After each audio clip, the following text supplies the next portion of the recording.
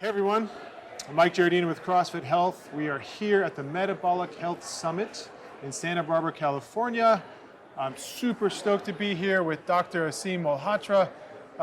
We're going to talk a little bit about real evidence-based medicine, but before we do that, can you please, sir, introduce yourself, a little bit about your background to the CrossFit community? Yeah, sure. And then maybe just a little bit about what you're going to speak about at the Metabolic Health Summit, then we'll dig into that stuff. Absolutely, Mike. It's great to be here. I'm a huge fan of CrossFit, and we've done a lot of work over the years and given talks at CrossFit, and I love what you guys do, and I'm grateful to have this opportunity to continue to spread my knowledge and some of my wisdom for the purposes of improving people's health. Absolutely.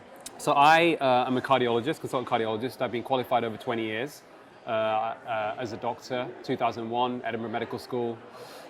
In the last decade or so, having initially trained as an interventional cardiologist, doing essentially keyhole heart surgery, I shifted towards prevention.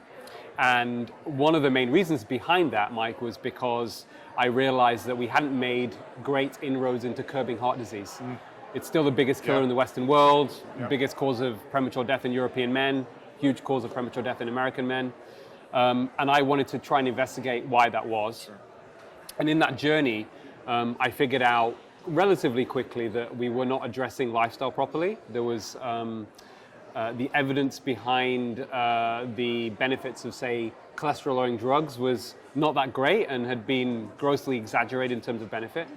And then in shifting that paradigm, and once I fully understood where we are with the science and how that wasn't being implemented, I then decided to become an advocate for that process to help individuals and populations, which also means changing guidelines, policy changes, looking at food environment and lifestyle. But the bottom line, as you probably know, certainly when it comes to heart disease, 80% of it can be purely attributed to lifestyle behavior and environmental factors. And if we manage to sort that out and hit it head on, we probably, we always have to have a bit of skepticism with science, we probably could eradicate in absolute terms 80% of heart disease. Before we jump into the other question, why is it so hard to advocate that? Why is it, if we know that, why is it so hard to get that message out? Not only get the message out, because maybe the message is kind of getting out there, but getting people to comply to that message long term. So the short answer, Mike, is that we have an epidemic of misinformed doctors and misinformed and unwittingly harmed patients based upon a number of factors. Biased funding of research that drives clinical decision making in the consultation room, which is research that's funded because it's likely to be profitable, not beneficial for patients and public health. Biased reporting in medical journals, biased reporting in media, commercial conflicts of interest, defensive medicine, and last but not least, an inability of doctors to understand and communicate health statistics. So when you combine that together, you have this is actually what I would describe as a pandemic of misinformation when it comes to health and medicine. And if you look, and it's not, I'm not just saying this is an abstract concept. If you look at what's been going on in the world in the last 2 decades, huge increasing burden of chronic disease, worsening mental health crisis, and I put it on us to some degree as doctors, as stewards of putting patients' interests first. It's on us. I mean, it's on all of us. But as a doctor, I will, I'm giving talks in the next few weeks at various conferences, and I'm going to say, this is our responsibility. And if patients' health is suffering, we have played a role in that. I mean, that's not what we want to be doing, but we've got to think differently. Why is this happening? Now, I think I've sussed it out, and I think the evidence is very clear that when you look at the roots of the problems around how people make decisions on anything they do in their life, especially around the health, it's being influenced by commercial interests that are profiting from giving you the wrong information. 100%. And that leads us to the question that I wanted to ask originally, right? So, real science or real evidence-based medicine, right? So real evidence-based medicine. So that's the problem. And then here's what you are really focusing on. And can you describe what is that? What is real evidence-based medicine? Great question. So there was an analytical framework that was pushed actually as far back as 1996 which is a framework that is designed to for the purposes of teaching medicine and practicing medicine. Okay? And it's actually very elegant and very simple. Okay. Anyone can understand it. So our purpose, one thing that even my late father, who was a doctor, taught me, and I applied this to medicine as well, certainly for doctors, the ultimate purpose of knowledge is to reduce human suffering. Wow. Right? But that knowledge has to be clean, it has to be complete, it has to be honest, it has to be transparent. So coming back to evidence-based medicine, so my role as a doctor is to improve patient outcomes, specifically relieve suffering, manage risks, treat illness. Okay. And there are three components that are important to allow that to happen. So one is the individual doctor's clinical expertise, his experience, his knowledge. The use of best available evidence, which we've already said has been corrupted by commercial influence, right? And then last but not least, Mike, is to take into consideration individual patient preferences and values, which often a lot of doctors don't do unwittingly, right? Because if you're prescribing, say, a diet or a medication that a patient doesn't really want to take, they're not going to be compliant. You're not, adhering to that, and you're missing out on other opportunities of alternatives. So those are the three components. And as I argue when I give these talks, and I've written about this, is that we're not actually adhering to those principles of evidence-based medicine. So real evidence-based medicine makes it a bit more clear, where we talk about the ethical care of the patient, coming up to basic values. The ethical care of the patient should be the top priority. Okay. And also, we should absolutely make sure that when we are communicating with patients, we're doing it in a way that adheres to the principles of informed consent. Okay. So let's say for a medication, it is telling the patient, not saying you must take this medication or you will die, which often is sometimes what happens in consultation with doctors and patients, but actually breaking it down in a transparent way. So let's just give you an example. I'm somebody that has done a lot of research and work and looking at the impact of cholesterol or lack of impact of high cholesterol and heart disease, but also the use of statin drugs, which are one of the most lucrative drugs in the history of medicine. It's $1 trillion industry. Sales revenues from sales of statins are about $1 trillion by last year. It's a very widely prescribed drug, but most people that are taking statins do not know, and these are people at what we call low risk of heart disease, so they haven't had a heart attack, which is most of the people prescribed statins, which is estimated to be around almost 1 billion people in the world. Wow. So this is a hugely, well-prescribed drug. But the reality is this: most of those patients don't know. And this is irrefutable. You can't, this is from industry data. If you have a low risk of heart disease, then the benefit of a statin, taking it religiously every day for 5 years, is around 1% in preventing you having a non-fatal heart attack or stroke without prolonging your life. So this is based upon, so that information, and in the UK and around the world, in the US, people who are proponents of ethical evidence-based medicine, who are non-conflicted scientists, who are pure scientists, say that actually the most ethical way to practice medicine is to communicate data in that way to patients, because it's in a way that they can understand. Sure. And when I give that information to patients, because they come to me saying, "Doc, I've been told to take a statin," I'll calculate their risk and say, "Well, actually, you're in the low risk category. I'm very happy if you take a statin, but you should know the benefit." Most people obviously don't want to take the drug at that point. No. And then there's an option, well, Doc, I'm a bit worried about heart disease in the future. What can I do? Is there anything? Absolutely. Yeah. Let's talk about your diet. What are you eating? How much exercise are you doing? How much sleep are you getting? How stressed are you? And when you look at heart disease, it's very clear most of those factors, when you intervene on them, even people with heart disease, Mike, and I see this in my own practice, and I'm not making claims that aren't evidence-based, you can probably halt, potentially reverse heart disease from intensive specific lifestyle changes. Is it essentially those 4 components you had just said? Is it nutrition, exercise, sleep, stress are the biggest ones? Or yes, those are the biggest ones. But I think one of the things that a lot of people don't fully appreciate, so there's an element of empowering patients, but a lot of things that we do that influence our health are beyond our control, environmentally driven. So we can take, for example, one of the things I talk about is tobacco. So we've done really well in the last 3 to 4 decades in reducing tobacco consumption. You look at the 1960s, 1970s, Mike, half of the adult population was smoking.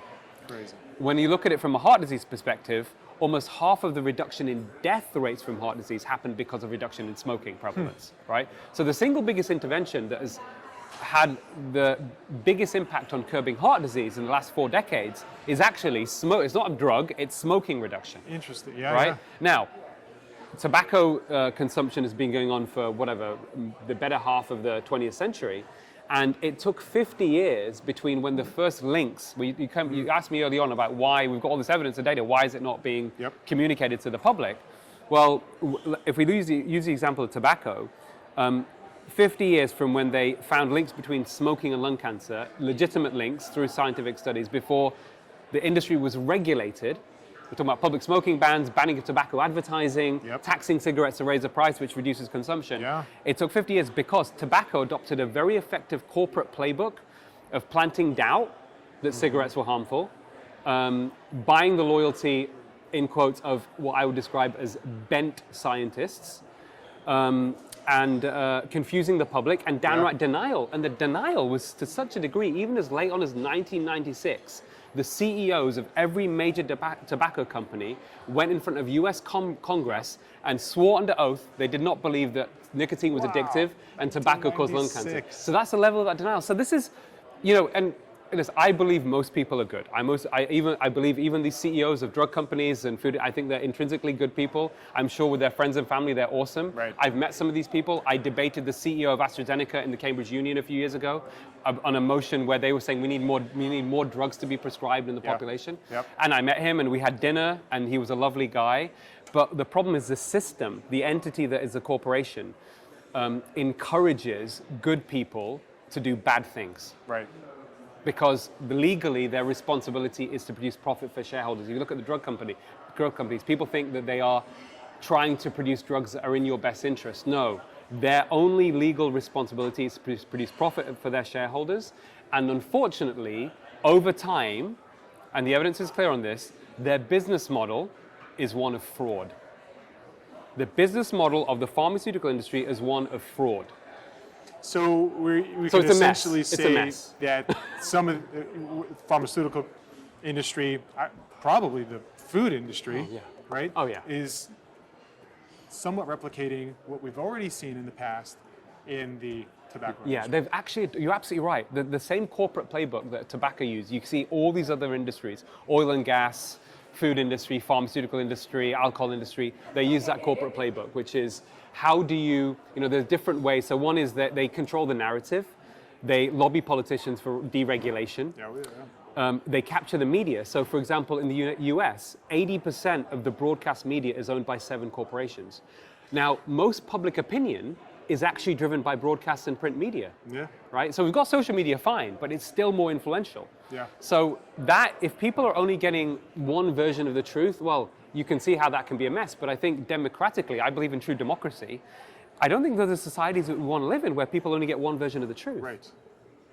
Absolutely. So the solutions, from my perspective, are transparency, real evidence-based medicine, and I believe in democracy, right? I believe that if you put the argument forward, I think people want to do the right thing. I think people do have intrinsic values that they think are important. They want honesty. They want full information, and but the challenge, the barrier, Mike, is that most people don't know this. So, for example, most doctors don't know that the research that they're making clinical decisions on is corrupted or is poor quality, right? And even if they do know, they don't know how to critically appraise the data. Then even if they critically appraise the data, they then necessarily don't have the skills to communicate that information effectively to patients. So I see myself as an advocate for that, absolutely. And that's what I've been doing for years, to really try and think about the wider determinants of health, the environmental drivers of poor health, but then actually the structural also drivers. So let's talk about stress, okay? Stress is a big driver of heart disease. Now, one of the things that drives stress is, two of the biggest drivers of stress for people are work and relationships, right? If you're in a bad toxic relationship, very, very damaging to your health, okay? From a work perspective, if you are in a high demand, low paid, low controlled job, it's effectively a death sentence. Jeez. And the science is very strong.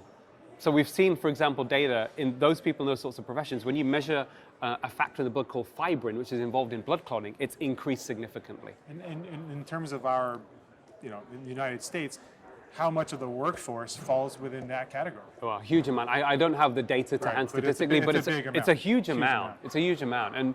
And one of the other things that's really interesting is when you look at how a lot of these big corporations operate, they exploit their workers Yeah, because of they course. put them on the least amount of pay, the production workers. So, Yeah. and then obviously that affects their health.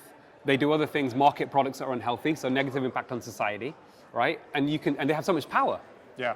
So their influence, the way that they are designed and the way that they've got more and more power over time has actually had a very detrimental effect on society. But coming back to the pay of workers, so I found this really fascinating, that they looked at, in the US, and I think in other countries in Western Europe as well, looking at the pay differential between the CEO and the production worker was something like 300 times difference. So the CEO was earning 300 times more, right? Now, you add into that, those workers that are doing most of the work are in, again, high demand, low control, low paid jobs. That affects their morale, it affects their health.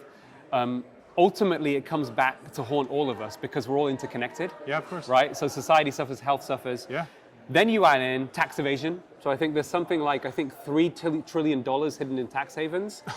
So that money doesn't go back into the public purse, which Right. then doesn't fund public services that affects all of us. Right. You've then got companies where if you've got a big pay differential, it's very clear from an economic perspective, they're less productive. Right? So those lower morale, less productive. So I think, listen, I'm not offering, I don't say I have the exact solutions, but it's worthy of a debate. Absolutely. Should we, when I ask even CEOs that I know and ask them, do you think this is acceptable? And they say, no. I said, well, should we draw the line? Like, should it be 10 times more? And most people actually say, well, we don't think that a CEO of a company should earn more than, say, 10 times more than a production worker. Sure. Right now, it's 300. 300 is crazy. Crazy. And then they don't pay their taxes. They market unhealthy products. You can imagine sorry, pardon my language, can I swear? You can swear. As my American cousin would say, it's a fucking shit show. Absolutely. So, and it's interesting because you think about the when you think about something like heart disease, it's really easy to think about nutrition and exercise and all these things, but you don't understand all the stuff here that is influencing those 4 key areas, right? The four, everything you described is going to have some type of influence on whether somebody can even get to a gym and work out, pay for a gym membership, have the energy Absolutely. to work out, Yeah. eat the right foods, manage stress, and actually get the right sleep, right? Like, Yeah. it's crazy. That's Yeah. very interesting because I don't think we think about Yeah. that background information as much. Mike, it's a great point, and the way I would kind of simplify it, I think people can understand this concept. So we're talking about personal responsibility versus Sure. responsibility of government and the state, environmental drivers. So if we just define personal responsibility, you need to have knowledge, the right knowledge. We know there's misinformation, so how do people get the right knowledge? Okay. We need to have choice. Unfortunately, unhealthy food becomes a default for most people because of the food environment. Right. We need to have access, and it needs to be affordable. Yep. And if you don't have all those 4, you can't exercise personal responsibility. But the script from the corporates, obviously, because they want to detract and say it's up to you. Yeah. And then they play on people's egos. Of course. They play on people's ignorance. Yep. They play on people's illusion of knowledge, which is worse than ignorance, especially with doctors. Yep. Illusion of knowledge is way worse than ignorance. Then you create this kind of, you create an environment that's going to encourage poor health and poor physical and mental health, right? So I think that there is a huge scientific component. There's a huge moral argument to how we solve this. And one of the things that I talk about, because I think ultimately we need a revolution, right, in health. We're trying to move a mountain. Right. And there's a concept that was developed in Thailand called the triangle that moves the mountain. So with the work I've done, and I've done stuff in health policy in the UK and been quite effective. For example, I was behind, the lead campaign behind a sugary drinks or a soda tax, right? And I kind of figured out the way to do it, and I threw everything at it, and we got the soda tax. But the way what I was aware of, the strategy to get that done, right, is this mountain has 3 bits to it. So you've got the knowledge has to be right. You have to get the knowledge out there. It has to be clear and concrete. What do you want to achieve? What's the knowledge behind, what you're looking to achieve? You have the social movement, the grassroots movement. Sure. Okay. And then the political involvement as well, because ultimately politicians have the power to exert laws, to control information, whatever else, transparency, regulate industry. So that if you join those together, you can move the mountain. Sure. Now, the way you do that most effectively, and where I've been lucky and privileged, through my writing, is being able to get my message to millions, tens of millions of people through the mainstream media. And you look back in history, and I have so many, people have their own inspirational figures. For me, it's people like, philosophically, it's people like Socrates, it's like the Buddha. In recent times, it's Mahatma Gandhi, it's Nelson Mandela, it's Martin Luther King. Yep. What did they do very effectively? They made the injustices that they saw, that they knew that would resonate with people, because I think most people are intrinsically good and want to do the right thing, make the injustice visible. And the platform that you make the injustice visible on that's most effective is mainstream media. But of course, it's challenging, as we talked earlier, if mainstream media is captured by big food and big pharma, I see all these, we're not going to talk about but in general, I see all these, news reports in the US, and they say sponsored by Pfizer. It's like, sponsored by Pfizer. All the time. Come on, guys. Wake up. Absolutely. So it's interesting because you have those three parts of the triangle. It doesn't seem like a very easy fix, but it seems like the right step is continuously calling out the problem. Absolutely. And one thing CrossFit I think has done very well. You've got huge following. Certainly when Greg was a CEO, and now it's moved over. DDCs and all that DDCs, stuff. we had some great conversations, got people together, and I think CrossFit has been amazing actually at pushing this, because we shouldn't underestimate also the power of social media. Yeah, of course. The mainstream is still going to have the biggest hit, but social media still has a huge impact. Absolutely. And it creates this movement, and it creates more and more pressure that eventually this sort of stuff does get into the mainstream. But we can't be complacent, right? We all have a role to play. We're all citizens. Democracy's original definition, Greek, people power. Yeah. We have more power than we realize. We just need to utilize it. It's easy to become complacent. It is easy, and there's a great quote that I use in some of my talks from the gay rights activist. I know it's called LGBTQ now, but I hope I'm not being politically incorrect for my American friends. But originally he was gay rights. Sure. Harvey Milk, he said, rights are only won by those that make their voices heard. Right. That's it. That's awesome. Well, listen, this has been amazing. I think we should do more of these so we can continuously get this message out. I mean, at least through all of our channels. And while you're doing everything that you're doing to get it out on all the other channels, we'd love to help out in any way that we can as we move forward in the future. So let's keep this stuff going. Thank you so much for Mike. That's doing awesome. this with us. It's going to be a team amazing. effort, so this is Absolutely. great. Thank you for having me. Awesome. Thank you so much.